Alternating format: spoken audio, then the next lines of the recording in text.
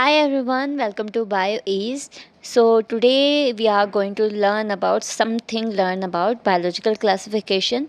तो biological classification कैसे थी एंड प्लांट किंगडम की क्लासिफिकेशन कैसे है, एनिमल किंगडम की क्लासिफिकेशन कैसे है, उनकी ब्रीफ इंट्रोडक्शन पढ़ेंगे बस. Okay, so fire kingdom classification था जो वो मोस्ट एक्सेप्टेड किंगडम था. एंड उसके बाद उससे पहले बहुत सारी क्लासिफिकेशन दी गई थी. लाइक लीनियस ने दी थी two kingdom classification and Aristotle ने दी थी टू किंगडम क्लासिफिकेशन. ऐसे बहुत सारे क्लासिफिकेशन दी गई, बट मोस्ट एक्सेप्टेड था वो था फाइव किंगडम क्लासिफिकेशन. उसके अंदर उन्होंने क्या किया, फाइव करेक्टर्स लिए: cell type, cell wall, nuclear membrane, body organisation and mode of nutrition. इसके बेसिस पे ऑर्गेनिजम्स को क्लासीफाई किया फाइव किंगडम में. फाइव किंगडम कौन कौन से थे? Monera, Protista, Fungi, Plantae, Animalia. Monera के अंदर जो सेल टाइप थी वो क्या थी? प्रोकैरियोटिक. प्रोकैरियोटिक का मतलब क्या होता है? न्यूक्लियस के पास कोई न्यूक्लियर मेम्ब्रेन नहीं होती. डीएनए है, फ्रीली प्रेजेंट होता है साइटोप्लाज्म में.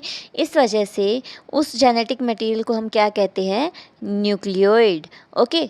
और प्रोटिस्टा के अंदर यूकैरियोटिक ऑर्गेनिजम्स थे. यूकैरियोटिक मीन्स इनके पास एक प्रॉपर न्यूक्लियर मेम्ब्रेन प्रेजेंट थी, वेल डिफाइंड न्यूक्लियस था. और प्रोटिस्टा के बाद जितने भी किंगडम है, फंगी, प्लांटी, एनिमेलिया, इन सब के पास क्या है? यूकैरियोटिक ऑर्गेनिजम्स है, मेम्ब्रेन बाउंड ऑर्गेनलीज प्रेजेंट है. बट मोनेरा के पास ना तो वेल डिफाइंड न्यूक्लियस था, ना ही उनके पास जो मेम्ब्रेन बाउंड ऑर्गेनलीज थी वो प्रेजेंट थी. सेल वॉल पे कैसे डिस्क्राइब कर सकते हैं? मोनेरा में जो सेल वॉल है वो बनी होती है पॉलीसैकेराइड्स की और अमीनो एसिड्स की. प्रोटिस्टा के अंदर कुछ के अंदर ये सेल वॉल है प्रेजेंट होती है, कुछ के अंदर एब्सेंट होती है. फंगी में ये जो सेल वॉल है वो बनी होती है काइटिन की. प्लांटी के अंदर ये सेल वॉल है बनी होती है सेलुलोज की. और एनिमेलिया के अंदर हमें सेल वॉल कहीं देखने को नहीं मिलती, तो ये होती है एब्सेंट. फिर आता है न्यूक्लियर मेम्ब्रेन. तो न्यूक्लियर मेम्ब्रेन है वो मोनेरा के अंदर एब्सेंट होती है, इसी वजह से इनको हमने प्रोकैरियोटिक ऑर्गेनिज्म कहा. और प्रोटिस्टा के अंदर, फंगी के अंदर, प्लांटी के अंदर, एनिमेलिया के अंदर, इन सब के अंदर न्यूक्लियर मेम्ब्रेन प्रेजेंट होती है. That's why they are called as eukaryotic organisms. फिर आता है बॉडी ऑर्गेनाइजेशन. बॉडी ऑर्गेनाइजेशन में सेल टाइप है, सेल लेवल है, टिश्यू लेवल है, ऑर्गन लेवल है या ऑर्गन सिस्टम लेवल है.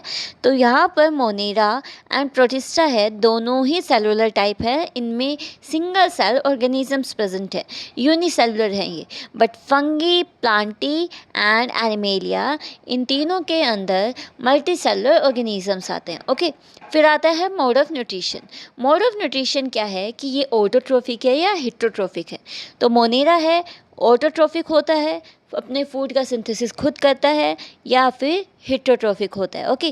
और प्रोटिस्टा भी ऑटोट्रोफिक या हिट्रोट्रोफिक होता है. फंगी है मेनली हिट्रोट्रोफिक होती है. एग्जाम्पल इज सेप्रोफिटिक ऑर्गेनिजम्स हैं ये. एग्जाम्पल इसका हम ले सकते हैं जो ब्रेड मोल्ड होती है ना, वो क्या करती है? ब्रेड के ऊपर ईट करती है, एज अ पैरासाइट रहती है. तो वो क्या है? एक सेप्रोफिटिक ऑर्गेनिज्म है, नॉट अ पैरासाइट. वो डेड ऑर्गेनिक मैटर पर फीड करती है, राइट. प्लांटी है ऑटोट्रोफिक होती है. ऑटोट्रोफिक क्या है? जो ऑर्गेनिजम्स अपने फूड का सिंथेसिस खुद करते हैं, या तो फोटोसिंथेसिस की हेल्प से या कीमोसिंथेसिस की हेल्प से, बस उस अपने फूड का सिंथेसिस खुद करना चाहिए, तो उनको हम कहते हैं ऑटोट्रोफिक ऑर्गेनिजम्स. और जो एनिमेलिया है वो हमेशा डिपेंड होता है दूसरे ऑर्गेनिज्म पे, चाहे वो लिविंग ऑर्गेनिज्म हो या डेड ऑर्गेनिज्म हो, वो दूसरे ऑर्गेनिज्म से ही फूड को ऑब्टेन करेगा, और इनको हम कहते हैं हिट्रोट्रोफ्स. ओके. नेक्स्ट आता है किंगडम प्लांटी की क्लासिफिकेशन. तो किंगडम प्लांटी को दो पार्ट्स के अंदर डिवाइड किया गया कि उनके पास डिफरेंशिएटेड प्लांट बॉडी है या डिफरेंशिएटेड प्लांट बॉडी नहीं है. डिफरेंशिएटेड प्लांट बॉडी का मतलब क्या है? प्लांट के तीन पार्ट्स होते हैं: स्टेम, लीव्स एंड रूट्स. अगर उनके बीच में डिफ्रेंशिएशन है तो उसको हमने लिया डिफरेंशिएटेड प्लांट बॉडी के अंदर. और अगर उनके पास डिफरेंशिएटेड प्लांट बॉडी नहीं है तो उनको इंक्लूड कर दिया हमने थैलोफाइट्स के अंदर. अब ऐसे प्लांट्स जिनके पास डिफरेंशिएटेड प्लांट बॉडी थी उनको दो के अंदर डिवाइड किया: जिनके पास वास्कुलर बंडल नहीं है और जिनके पास वस्कुलर बंडल्स हैं। वस्कुलर बंडल्स क्या होते हैं? जो जाइलम है, फ्लोएम है, फूड एंड वाटर का ट्रांसपोर्ट करवाते हैं, उनको हम कहते हैं वस्कुलर टिश्यू। तो जिनके पास वस्कुलर टिश्यू नहीं थे वो आए ब्रायोफाइट्स। ब्रायोफाइट्स को आगे डिवाइड कर दिया गया लीवरवोर्ट्स एंड मोसिस के अंदर। और जो वस्कुलर टिश्यू जिनके पास थे उनके अंदर फर्स्ट आए सीड्स के बेसिस पे डिस्क्राइब किया इनको दोबारा कि इनके अंदर प्रोडक्शन होता है सीड्स का या फिर नहीं। अगर प्रोडक्शन नहीं होता सीड्स का तो उनको हमने इंक्लूड कर दिया टेरिडोफाइटा में, और अगर इनके अंदर सीड्स का प्रोडक्शन होता है तो इनको हमने इंक्लूड कर दिया स्पर्मेटोफाइट्स के अंदर। अब स्पर्मेटोफाइट्स हैं, सीड्स हैं, वो नेक्ड सीड्स हैं या क्लोज्ड सीड्स हैं, सीड्स के पास कवरिंग है या नहीं है।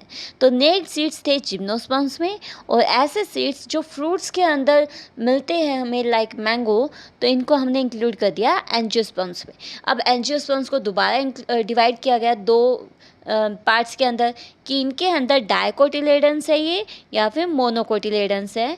2 कोटिलेडन्स है तो डाइकोट्स एंड 1 कोटिलेडन है तो मोनोकोट्स। ओके, नेक्स्ट आता है किंगडम एनिमेलिया की क्लासिफिकेशन।